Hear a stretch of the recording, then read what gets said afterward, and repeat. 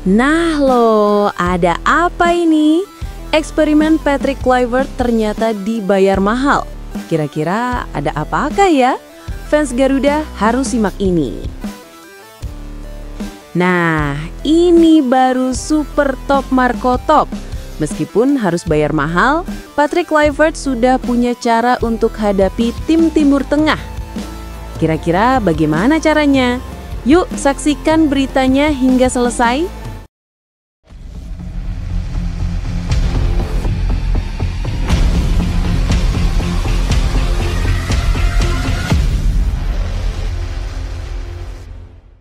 Mohon subscribe channel Timnasku Indonesia agar tidak ketinggalan informasi Timnas Indonesia.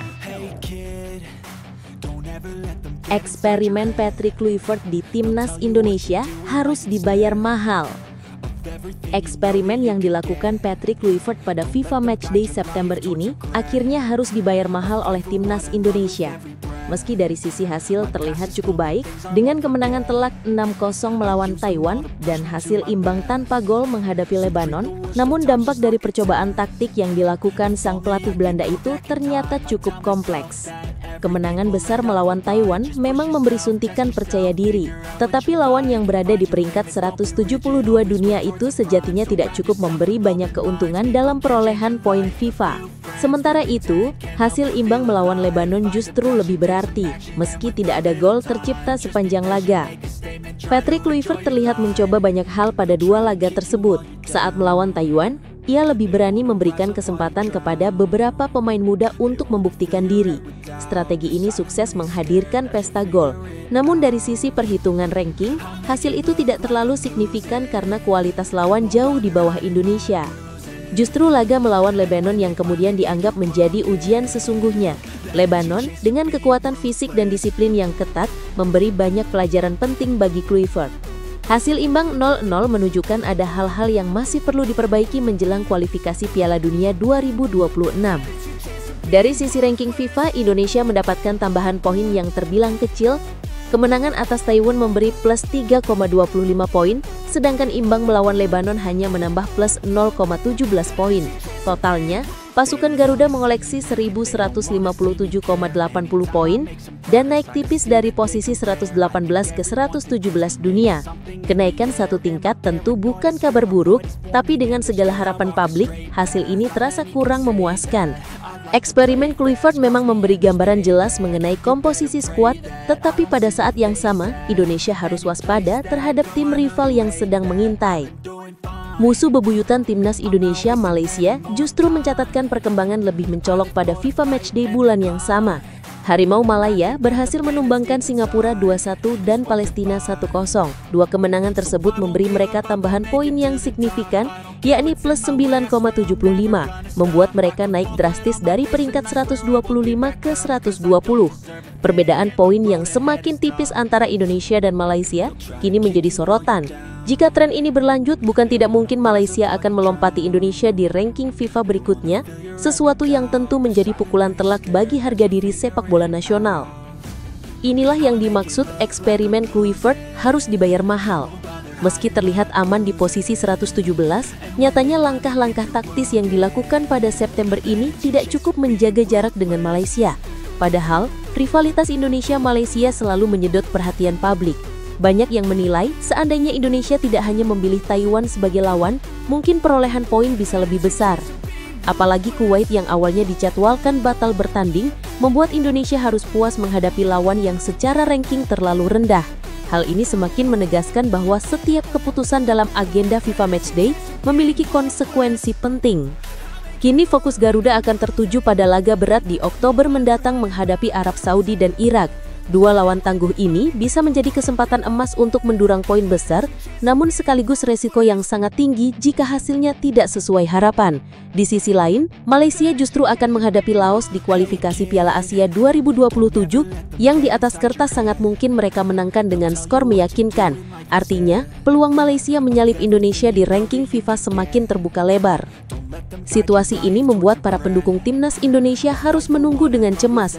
Eksperimen Patrick Kluivert mungkin memberi jangka panjang yang baik, Tetapi di mata publik, hasil instan tetap menjadi tolok ukur utama. Rivalitas Indonesia-Malaysia bukan sekedar soal ranking FIFA, melainkan juga soal gengsi dan harga diri di kawasan Asia Tenggara. Jika Indonesia tergeser, pasti akan ada kritik keras terhadap keputusan Kluivert dalam menyusun agenda pertandingan. Lalu bagaimana menurut Anda? Apakah eksperimen Patrick Kluivert memang tepat meski harus mengorbankan posisi di ranking FIFA? Ataukah seharusnya Indonesia lebih fokus pada lawan-lawan yang bisa mendongkrak poin besar agar tidak disalip Malaysia? Silahkan tulis pendapat Anda di kolom komentar.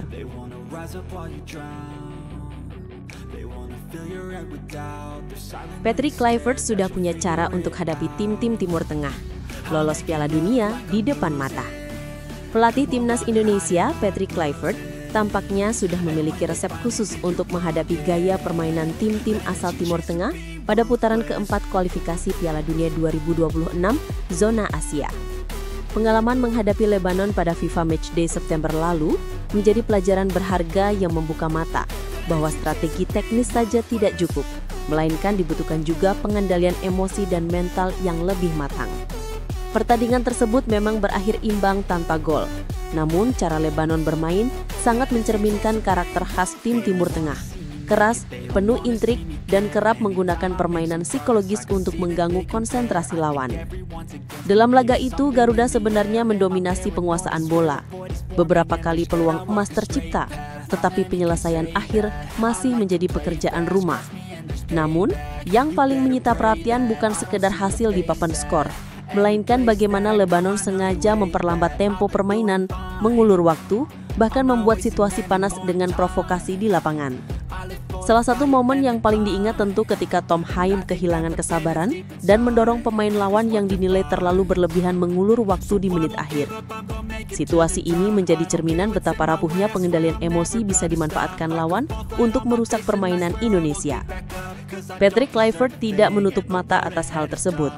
Pelatih asal Belanda itu tahu betul, tim-tim Timur Tengah seperti Lebanon, Irak, atau bahkan Arab Saudi memiliki gaya yang mirip, mengandalkan fisik, disiplin bertahan, namun juga piawai memainkan mental lawan dengan cara-cara yang kerap membuat frustasi.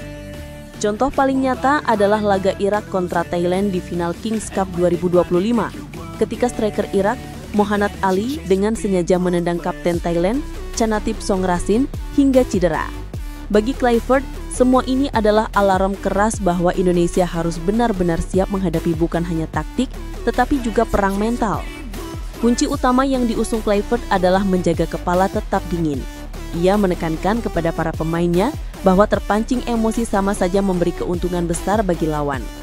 Dengan kondisi atmosfer pertandingan yang akan jauh lebih panas di kualifikasi nanti, ia meminta agar Garuda tetap fokus pada permainan, tidak terpancing provokasi, dan membalas semua tekanan hanya dengan kualitas sepak bola. Kami harus tetap tenang, ujar Kluivert setelah laga melawan Lebanon. Hal-hal seperti ini akan selalu terjadi, tapi kami tidak boleh jatuh ke dalam perangkap itu. Di sisi lain, Kluivert juga melihat sisi positif dari laga melawan Lebanon. Menurutnya, pertandingan tersebut adalah kesempatan belajar yang luar biasa. Meski gagal mencetak gol, ia mengaku bangga dengan kerja keras para pemain dan melihat bahwa tim ini punya semangat besar untuk berkembang. Baginya, duel tanpa gol itu bukan kegagalan, melainkan bahan evaluasi penting sebelum melawan lawan-lawan berat seperti Arab Saudi dan Irak di putaran keempat nanti. Dengan cara ini, Kluivert berharap Indonesia tidak hanya bisa bertahan, tetapi juga mampu mencuri kemenangan dari tim-tim Timur Tengah. Jika Garuda mampu tetap tenang, disiplin, dan fokus pada permainan mereka sendiri, maka peluang untuk mencetak sejarah di kualifikasi Piala Dunia 2026 semakin terbuka lebar. Lawan memang kuat, tetapi bukan berarti tidak bisa dikalahkan. Justru jika berhasil mengatasi perang psikologis itu, Indonesia akan menunjukkan bahwa mereka sudah naik level, bukan sekedar tim penggembira di Asia. Kini semua mata akan tertuju pada Oktober mendatang, ketika Indonesia menghadapi Arab Saudi dan Irak. Dua laga itu akan menjadi ujian sesungguhnya. Apakah resep Kluivert ini benar-benar ampuh atau masih butuh banyak penyesuaian? Publik tentu berharap kemenangan bisa diraih, apalagi melawan tim-tim Timur Tengah selalu punya arti lebih bagi perjalanan Garuda. Bagaimana menurut Anda? Apakah cara Patrick Kluivert ini cukup untuk membuat timnas Indonesia menang mudah melawan tim-tim Timur Tengah? Atau justru Indonesia butuh pendekatan lain yang lebih agresif? Silakan tulis pendapat Anda.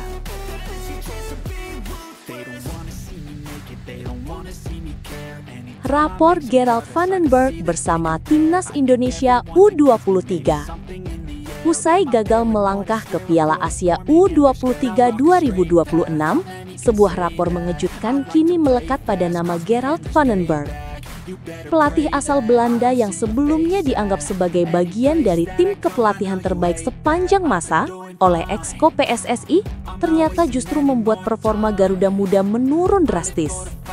Padahal, pada edisi sebelumnya, Timnas Indonesia U23 berhasil mencatat sejarah dengan menembus babak semifinal Piala Asia U23 2024. Kini, situasinya berbanding terbalik. Alih-alih kembali bersaing di level atas, skuad besutan Vandenberg justru terhenti di kualifikasi.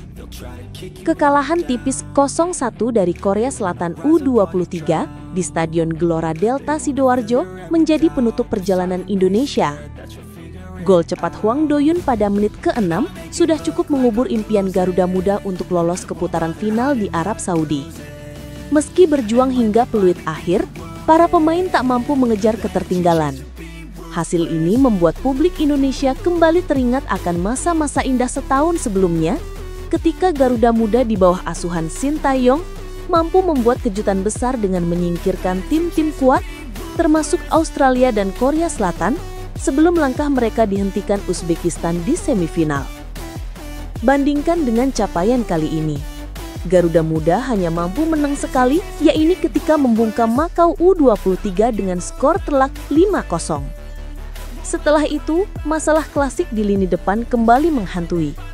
Tim Vandenberg justru gagal mencetak gol ke gawang Laos U23 dalam hasil imbang yang mengecewakan.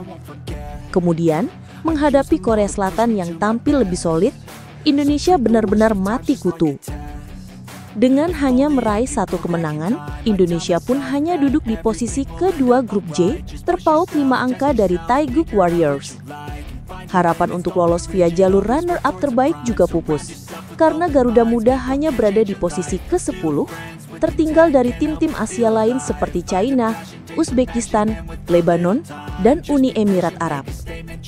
Bagi banyak penggemar, kegagalan ini terasa sebagai sebuah downgrade nyata. Bagaimana tidak, jika setahun lalu Indonesia bersaing dengan para raksasa Asia dan menorehkan sejarah, kali ini bahkan tiket lolos ke putaran final pun gagal didapat. Publik tentu menaruh sorotan tajam kepada Gerald Vandenberg. Apalagi ia bukan nama sembarangan. Sebagai mantan asisten Patrick Kluivert, ia datang dengan ekspektasi tinggi. Namun nyatanya, perjalanan di 2 turnamen perdananya belum menunjukkan tanda-tanda keberhasilan. Sebelum gagal di kualifikasi Piala Asia U23 ini, Vandenberg juga hanya mampu membawa Indonesia U23 menjadi runner-up di Piala AFF U23 2025.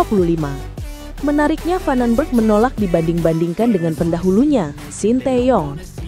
Ia berdalih bahwa generasi pemain di edisi sebelumnya memang lebih berkualitas. Ia menyebut nama-nama besar seperti Marcelino Ferdinand, Ridoyano, Ivar Jenner, Rafael Struijk, hingga Hubner sebagai pembeda utama. Generasi itu menurutnya lebih matang dan punya waktu persiapan jauh lebih panjang dibanding skuad saat ini yang hanya berlatih 5 hari sebelum kompetisi dimulai. Pernyataan ini tentu bisa dipahami, tetapi sekaligus menimbulkan tanda tanya. Apakah alasan tersebut cukup untuk menjelaskan penurunan prestasi yang begitu drastis? Kekecewaan publik semakin terasa karena status Vandenberg sendiri yang dianggap sebagai bagian dari kepelatihan terbaik versi PSSI. Dengan label tersebut, wajar bila ekspektasi yang ditaruh begitu tinggi. Namun hasil di lapangan menunjukkan hal berbeda.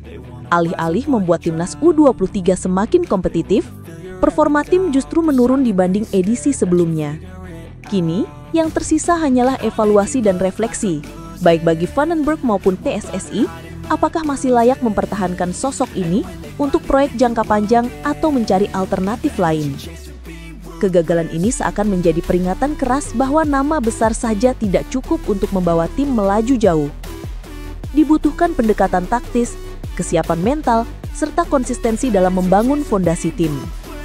Vandenberg boleh saja beralasan soal generasi pemain dan minimnya persiapan. Tetapi publik tentu menuntut lebih dari sekedar alasan. Garuda Muda pernah membuktikan bisa bersaing di level teratas. Dan kegagalan kali ini jelas menimbulkan tanda tanya besar tentang arah pembinaan ke depan. Lalu, bagaimana menurut Anda? Apakah benar faktor generasi pemain dan minimnya persiapan jadi alasan utama kegagalan kali ini? Atau justru ini bukti bahwa Gerald Vandenberg bukan sosok yang tepat untuk melatih timnas Indonesia U23? Silahkan tuliskan pendapat Anda di kolom komentar.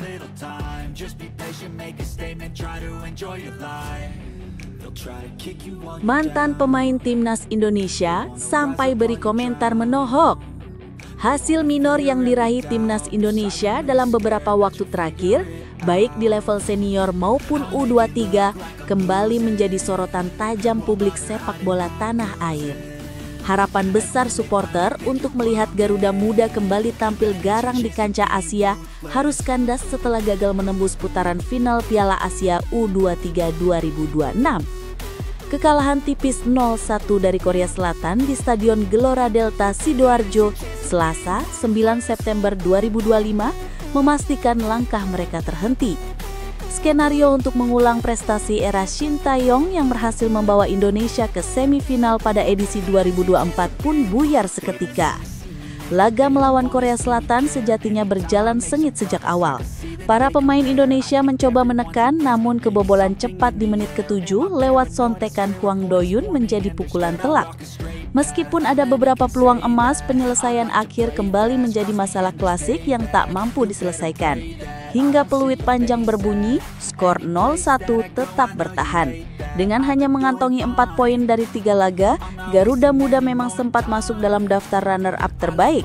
Namun jumlah tersebut tak cukup untuk meloloskan mereka ke putaran final di Arab Saudi. Kegagalan ini pun memantik kritik keras dari berbagai pihak. Salah satu yang paling menyita perhatian adalah komentar dari mantan striker timnas Indonesia, Greg Nwokolo. Dalam sebuah unggahan media sosial, Greg menuliskan kalimat yang menohok, "Inilah kita Indonesia, 5 langkah maju dan 10 langkah mundur." Ucapan itu dengan cepat menjadi viral dan mendapat dukungan dari banyak warganet. Mereka menilai apa yang diungkapkan Greg adalah potret nyata kondisi sepak bola Indonesia saat ini. Tak konsisten, penuh ekspektasi tinggi, namun sering gagal menjaga momentum. Komentar pedas Greg seolah membuka luka lama bagi publik.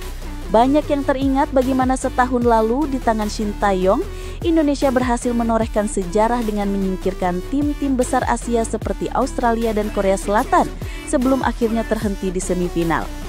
Kontras dengan capaian itu, performa di era Gerald Vandenberg justru dianggap merosot tajam.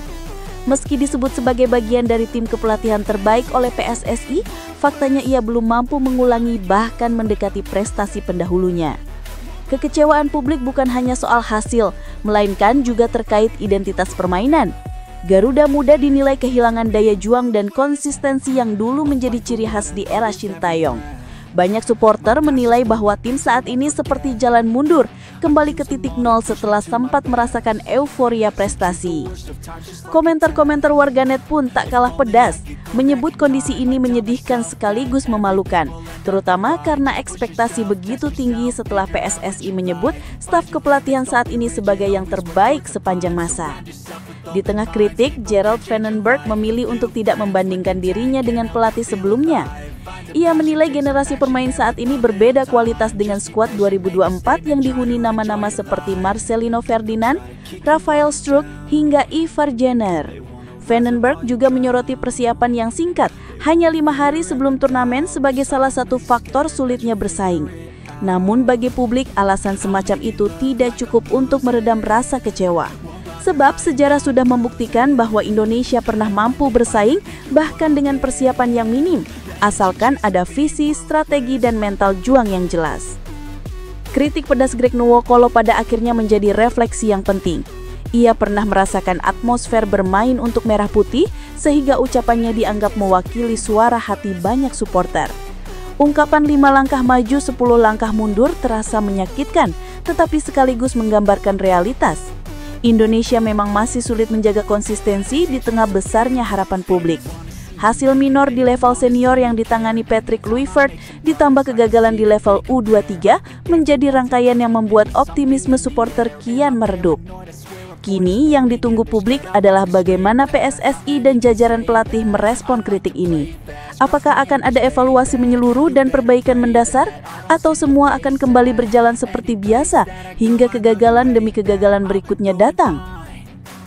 Supporter jelas tidak ingin hanya diberi janji manis tanpa perubahan nyata.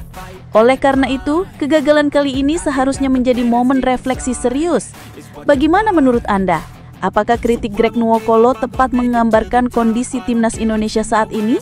Ataukah justru kita terlalu cepat menilai mengingat proses pembangunan tim memang membutuhkan waktu?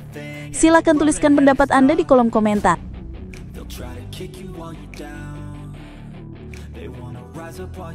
PSSI dibikin malu. Gerald Vandenberg bilang begini usai kalah dari Korea Selatan.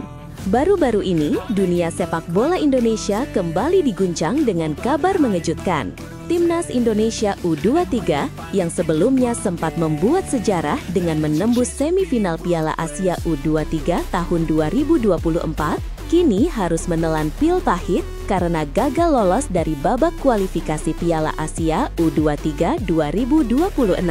Kekalahan tipis 1 gol dari Korea Selatan di Stadion Gelora Delta Sidoarjo menjadi titik balik yang membuat publik kembali menyoroti kinerja PSSI. Namun, yang membuat berita ini semakin heboh bukan hanya soal hasil pertandingan, melainkan kritik pedas yang dilontarkan oleh pelatih anyar asal Belanda, Gerald Vandenberg. Vandenberg yang didatangkan PSSI dengan label tim kepelatihan terbaik era Erick Thohir secara terbuka menyampaikan kritik terhadap kualitas liga di Indonesia. Menurutnya, kelemahan terbesar timnas U23 bukan terletak pada taktik atau semangat juang, melainkan pada kondisi fisik pemain yang kalah jauh dari Korea Selatan. Ia menegaskan bahwa minimnya menit bermain di klub masing-masing membuat para pemain tampil kurang maksimal. Kritik ini sontak membuat banyak orang teringat pada komentar pedas Shin Tae-yong, mantan pelatih timnas Indonesia yang juga pernah menyoroti hal serupa sebelum akhirnya dipecat.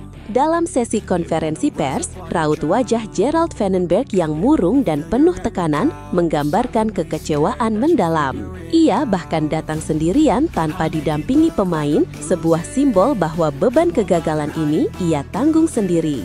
Vandenberg menjelaskan, timnya sebenarnya mampu menciptakan peluang, namun ketidakmampuan menjaga intensitas permainan hingga akhir membuat Indonesia tak mampu menyamakan kedudukan. Pada menit ke-60, stamina para pemain menurun drastis, sementara Korea Selatan justru tampil lebih dominan. Hal ini jelas menjadi bukti nyata bahwa ada masalah fundamental di sepak bola Indonesia yang tidak kunjung terselesaikan. Yang lebih menyakitkan, kritik Vandenberg ini seperti membuka kembali luka lama. Publik tentu masih ingat bagaimana Shin Tae-yong dengan lantang mengkritik kualitas liga dan fasilitas timnas Indonesia. Ia bahkan pernah memprotes langsung ke PSSI terkait minimnya dukungan infrastruktur dari lapangan latihan hingga manajemen tim. Alih-alih mendapatkan solusi, Shin justru berujung pada pemecatan. Kini hal serupa kembali terjadi. Pelatih baru pun memberikan penilaian yang sama, seolah menunjukkan bahwa masalah sepak bola Indonesia memang tidak pernah berubah. PSSI yang sebelumnya bangga dengan pencapaian Garuda Muda di Piala Asia U23 tahun lalu, kini harus menelan rasa malu. Capaian semifinalis yang sempat dibanggakan dunia internasional, kini ternodai oleh kegagalan di fase kualifikasi. Apalagi kritik yang datang bukan dari media atau supporter, melainkan langsung dari pelatih yang dipercaya untuk membawa perubahan. Situasi ini membuat publik bertanya-tanya, apakah PSSI benar-benar serius membangun sepak bola Indonesia atau hanya sekedar mencari pencitraan dengan mendatangkan nama besar tanpa memperbaiki akar permasalahan. Fakta bahwa kritik Vandenberg sama persis dengan kritik Shin Tae-yong membuat situasi ini terasa seperti deja vu. Dua pelatih berbeda dengan latar belakang berbeda namun mengungkapkan masalah yang sama, kualitas liga yang buruk, kurangnya jam terbang pemain, serta minimnya fasilitas. Ironisnya, PSSI seolah menutup mata terhadap hal ini. Alhasil, bukan hanya Vandenberg yang kecewa, melainkan seluruh pecinta sepak bola Indonesia yang berharap banyak pada era baru Timnas. Kini, publik menanti bagaimana langkah PSSI selanjutnya. Apakah kritik Vandenberg ini akan dianggap sebagai masukan berharga untuk pembenahan, atau justru ia akan mengalami nasib serupa dengan Shin yang akhirnya didepak? Yang jelas, kegagalan ini bukan hanya soal hasil di lapangan, melainkan juga tamparan keras bagi PSSI. Rasa malu yang dirasakan saat ini adalah konsekuensi dari ketidakmampuan membenahi sistem sepak bola nasional sejak lama. Bagaimana menurut kalian? Apakah kritik Gerald Vandenberg ini bisa menjadi titik balik perubahan atau justru menjadi babak baru dari siklus kegagalan yang terus berulang? Tulis pendapat kalian di kolom komentar.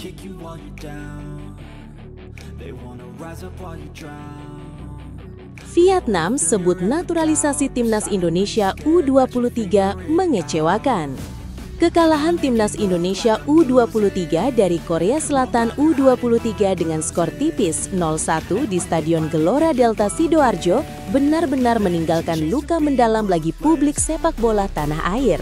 Namun, bukan hanya kekecewaan yang muncul dari dalam negeri, media asing, khususnya dari Vietnam, kini ikut menyoroti kegagalan ini dengan nada yang cukup menyakitkan. Media Vietnam, Soha VN, bahkan tanpa ragu menyebut bahwa pemain naturalisasi Indonesia tampil mengecewakan, sebuah sindiran yang jelas membuat banyak supporter Garuda merasa panas.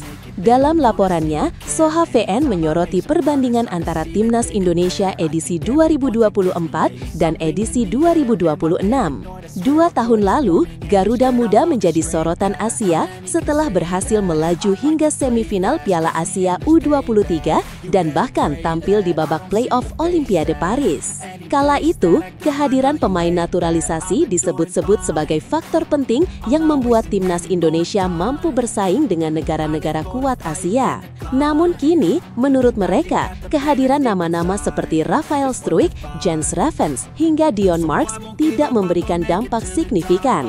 Alih-alih menjadi pembeda, mereka justru dinilai gagal menolong tim keluar dari tekanan. Ejekan media Vietnam ini tentu terasa seperti tamparan keras bagi sepak bola Indonesia. Sebab sebelumnya justru media Vietnam yang sering menjadi bahan olok-olok publik Indonesia. Tidak jarang, media Vietnam dituding terlalu membanggakan skuad mereka yang dianggap tidak lebih baik dari Indonesia. Namun, situasi kini berbalik 180 derajat. Ketika Vietnam berhasil melaju mulus ke putaran final Piala Asia U23 dengan catatan sempurna 9 poin, Timnas Indonesia justru terpuruk dan gagal lolos. Perubahan posisi inilah yang membuat media mereka semakin percaya diri untuk melancarkan sindiran kepada Garuda Muda. Lebih pedas lagi, Soha VN menegaskan bahwa hasil ini membuktikan kegagalan proyek naturalisasi Indonesia. Mereka menyebut bahwa tidak ada satupun pemain naturalisasi yang tampil sebagai pembeda di laga krusial melawan Korea Selatan. Padahal, ekspektasi publik sangat besar agar para pemain tersebut mampu mengangkat performa tim di level Asia. Kritik ini pun menyulut perdebatan di kalangan netizen Indonesia. Sebagian merasa bahwa penilaian media Vietnam terlalu berlebihan, sementara sebagian lain menganggapnya sebagai kritik realistis yang harus diterima. Kenyataan bahwa Vietnam dan Thailand berhasil melenggang ke putaran final Piala Asia U23 dengan catatan sempurna 9 poin, Timnas Indonesia justru terpuruk dan gagal lolos. Perubahan posisi inilah yang membuat media mereka semakin percaya diri untuk melancarkan sindiran kepada Garuda Muda. Lebih pedas lagi, Soha VN menegaskan bahwa hasil ini membuktikan kegagalan proyek naturalisasi Indonesia. Mereka menyebut bahwa tidak ada satupun pemain naturalisasi yang tampil sebagai pembeda di laga krusial melawan Korea Selatan. Padahal, ekspektasi publik sangat besar agar para pemain tersebut mampu mengangkat performa tim di level Asia. Kritik ini pun menyulut perdebatan di kalangan netizen Indonesia. Sebagian merasa bahwa penilaian media Vietnam terlalu berlebihan, sementara sebagian lain menganggapnya sebagai kritik realistis yang harus diterima. Kenyataan bahwa Vietnam dan Thailand berhasil melenggang ke putaran final semakin memperburuk situasi. Dua rival terdekat Indonesia di Asia Tenggara justru menunjukkan progres yang lebih stabil. Vietnam memuncaki grup C dengan 9 poin sempurna, sedangkan Thailand berhasil menjadi juara grup F dengan 7 poin. Sementara itu, Indonesia yang digadang-gadang sebagai kekuatan baru sepak bola Asia justru kandas sejak fase kualifikasi. Perbandingan ini membuat ejekan dari media Vietnam semakin tajam karena bukannya menjadi pemimpin kawasan, Indonesia justru tertinggal. Apa yang diungkapkan media Vietnam memang pahit, tetapi harus diakui ada kebenarannya. Timnas Indonesia terlalu mengandalkan pemain naturalisasi, namun lupa bahwa fondasi utama sepak bola adalah kompetisi domestik yang kuat. Minimnya menit bermain bagi pemain muda di liga menjadi masalah klasik yang hingga kini tidak kunjung terselesaikan. Hal inilah yang membuat performa tim di level internasional tidak konsisten. Kini, publik menunggu bagaimana PSSI dan jajaran pelatih seperti Patrick Kluivert serta Gerald van den Berg menanggapi kritik ini. Apakah mereka akan menjadikan ejekan media Vietnam sebagai cambuk untuk berbenah atau justru semakin larut dalam kegagalan? Yang jelas, ejekan tersebut adalah cerminan dari menurunnya reputasi timnas Indonesia di mata Asia. Bagaimana menurut kalian? Apakah ejekan media Vietnam ini hanya bentuk provokasi atau justru kritik yang patut kita jadikan bahan refleksi? Tulis pendapat kalian di kolom komentar.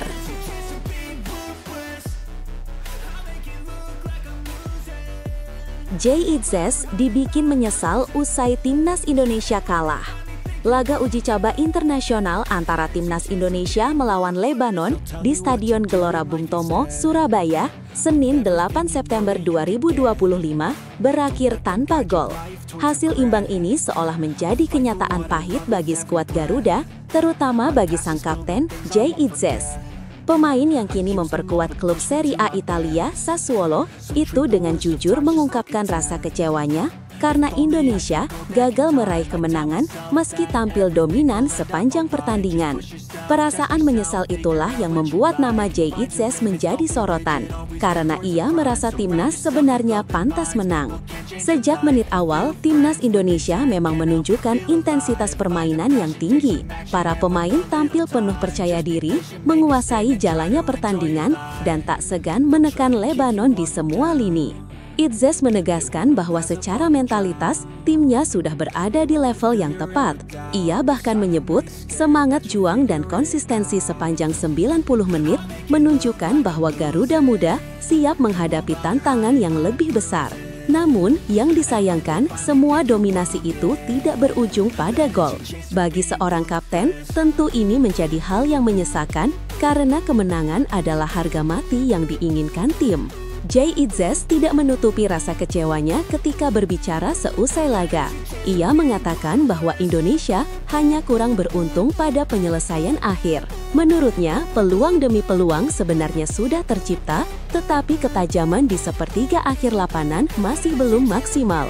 Pernyataan ini menegaskan bahwa Indonesia sebenarnya berada di jalur yang benar dalam hal pola permainan. Hanya saja penyelesaian yang belum tajam membuat kemenangan harus tertunda. Kesedihan itu begitu terasa karena Itzes ingin menutup agenda FIFA Matchday September dengan cara yang sempurna, yaitu 2 kemenangan beruntun. Sebelum menghadapi Lebanon, timnas Indonesia berhasil membungkam Taiwan dengan skor telak 6 gol tanpa balas. Hasil tersebut sempat membangkitkan optimisme bahwa pasukan Patrick Kluivert mampu menjaga momentum positif. Namun, hasil imbang melawan Lebanon membuat euforia itu sedikit meredup. Jay Itzes sendiri menyebut bahwa jika saja penyelesaian akhir lebih efektif, maka cerita pertandingan bisa sangat berbeda. Dengan kata lain, rasa menyesal itu hadir bukan karena lawan bermain lebih baik, tetapi justru karena Indonesia gagal memanfaatkan dominasi yang sudah mereka miliki. Kekecewaan Itzes sebenarnya mencerminkan rasa kecewa seluruh pendukung timnas. Bagaimana tidak, publik sudah melihat dominasi permainan yang begitu meyakinkan. Namun, tanpa kemenangan, semua itu serasa kurang berarti. Apalagi, laga ini menjadi ajang pemanasan sebelum memasuki babak keempat kualifikasi Piala Dunia 2026 zona Asia. Lawan-lawan ini jelas lebih tangguh dibanding Lebanon. Artinya, jika sektor penyerangan akhir tidak segera dibenahi, rasa menyesal yang dirasakan Jay Itzes bisa berulang di panggung yang jauh lebih besar. Bagaimana menurut kalian? Apakah wajar Jay Itzes merasa menyesal meski Indonesia bermain dominan? Ataukah hasil imbang ini harus dianggap sebagai peringatan keras bagi timnas sebelum menghadapi laga berat di kualifikasi Piala Dunia? Tulis pendapat kalian di kolom komentar.